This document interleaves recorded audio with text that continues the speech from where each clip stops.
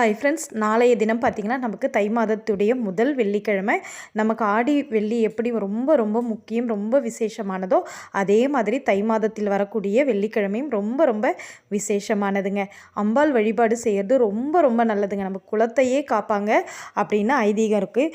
மெயினாக பார்த்திங்கன்னா நாளைக்கு சிவாலயம் சென்று அங்கே உள்ள அம்பாளை நீங்கள் நெய் தீபம் ஏற்றி வழிபாடு செய்யும்போது சிவனையும் பார்வதியும் சேர்ந்து, சிவனையும் சக்தியும் சேர்ந்து வழிபாடு செய்யும்பொழுது நமக்கு அதாவது திருமணத்துக்காக காத்திருக்கிறவங்க சுமங்கலி பாக்கியம் பெறணும், குழந்தை பேரு வேணும், செல்வ வளம் கிடைக்கணும், கண் திருஷ்டி போகணும், சகல தோஷத்தையும் நிவர்த்தி பண்ணி கொடுக்க நாளைய தினம் வரக்கூடிய இந்த தை வெள்ளிக்கிழமைங்க.